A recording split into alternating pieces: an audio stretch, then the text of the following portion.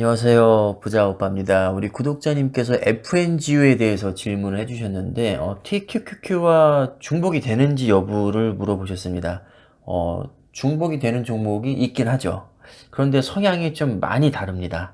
거두절미하고 바로 본론으로 가서 직접 비교를 해보겠습니다. FNGU는 총 10종목의 투자가 되고요. TQQQ는 100종목의 투자가 됩니다. 일단은 종목수 자체가 TQ가 10배가 더 많고요. 그럼 비율도 다릅니다. FNGU 같은 경우는 10종목에 거의 10%씩 비슷한 비중으로 투자가 되지만 TQ는 상위 쏠림 현상이 굉장히 심합니다. 자, 무슨 얘기냐면 FNGU를 보시면 AMD가 10.63%, 엔비디아 10.35%, 구글 10.3%, 마소 10.26, 아마존 10.02, 애플 9.87, 넷플릭스 9.73, 테슬라 9.73, 메타 9.64, 스노우플레이크 9.47. 자, 이렇게 10종목이 총 100%로 투자가 되는데 종목 간의 편차가 거의 없습니다. 반면에 TQ 같은 경우는 마이크로소프트가 13.3%, 애플이 12.79%, 아마존이 6.65%, FNG에서는 아마존과 애플, 마소 간의 격차가 거의 없었는데 TQ로 넘어오니까 마소와 애플은 13% 수준으로 굉장히 높은데 아마존은 6.65%, 거의 절반 수준밖에 안 됩니다. 엔비디아는 5.3%더 낮죠. 그리고 알파벳 A와 C를 합쳐서 약 8%, 구글은 그나마 8%로 꽤 높은 비중으로 투자가 되고 있긴 합니다. 그 다음에 메타로 가니까 3.94%, 역시 굉장히 낮은 비중으로 투자가 되고요. 테슬라 3.15%, FNG에서는 테슬라가 9.73%였는데 여기서는 3.15%밖에 안 됩니다. 펩시코가 2.02%더 낮고 브로드컴 1.96%더 낮습니다.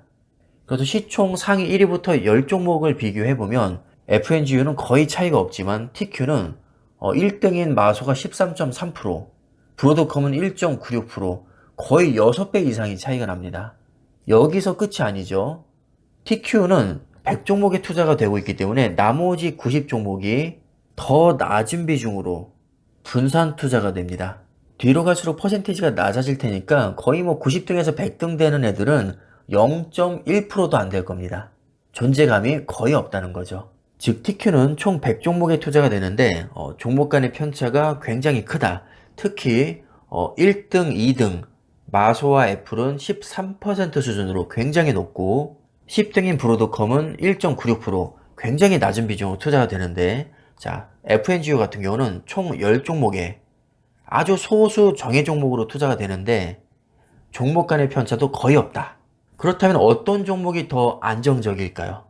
누가 봐도 TQ가 더 안정적일 수밖에 없습니다. 왜냐하면 종목수 자체도 많을 뿐더러 자타가 공인하는 세계 최고의 우량주 애플과 마소의 비중이 압도적으로 높고 상대적으로 덜 우량한 종목에는 낮은 비중으로 투자가 되니까 하락장에서 방어율이 아무래도 좀 더 좋을 수밖에 없습니다.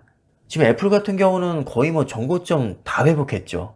마소도 애플만큼은 아니어도 다른 종목에 비해서 상당히 많이 회복했습니다.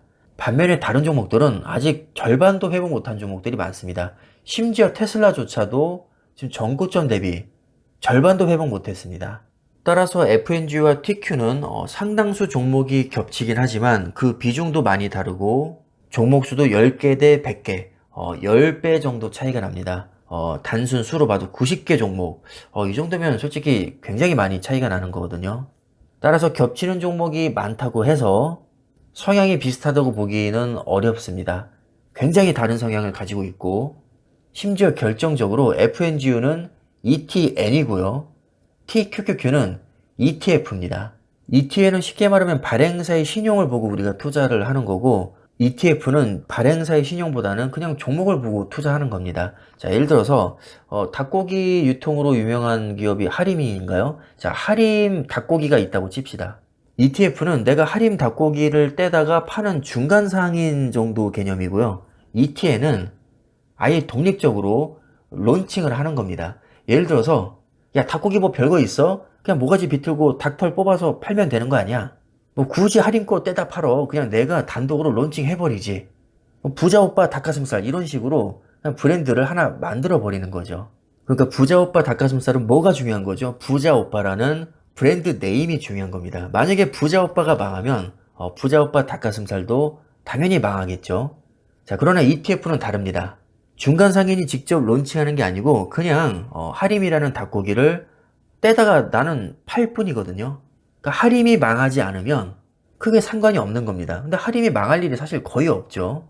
그래서 ETN 같은 경우는 발행사가 만약에 망하면 그냥 뭐 다 원금 날리는 거라고 생각하시면 되고, ETF는 만약에 상장 폐지가 된다고 해도 나름의 기준점을 잡아서 그냥 그때 당시의 가치로 환원을 해줍니다. 그러니까 완전히 날리는 게 아니라 그냥 상장 폐지되는 시점의 가치로 그냥 돌려받을 수가 있는 거죠.